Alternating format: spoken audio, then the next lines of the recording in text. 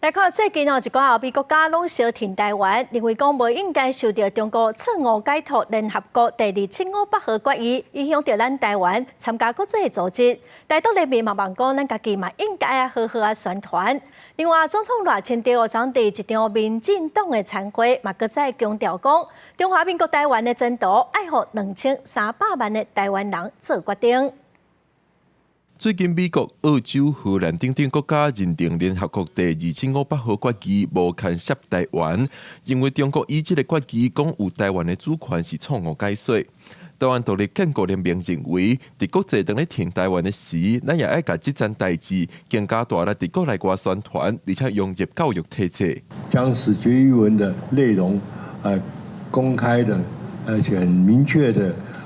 注入教科书里面。 我们也呼吁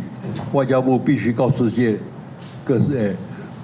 各国，2758决议文与台湾无关。民进党拜一举办创党加建党先进联谊参会，总统赖清德也以民进党主席身份致辞，一个一摆强调中华民国甲中华人民共和国互相无属于对方。 坚持咱的主权袂使受侵犯并吞，坚持中华民国台湾的前途由2300万人共同决定。咱永远坚持民主自由的宪政体制，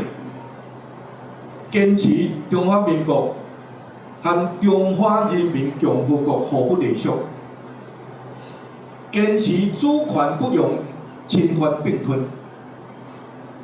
坚持中华民国台湾的前途。 由2300万人共同决定。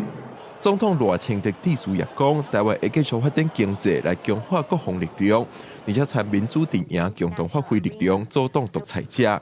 赖清德也强调，乃当伫对等尊严的状况之下，台湾也愿意参中国进行交流合作。记者林旭凯台北报道。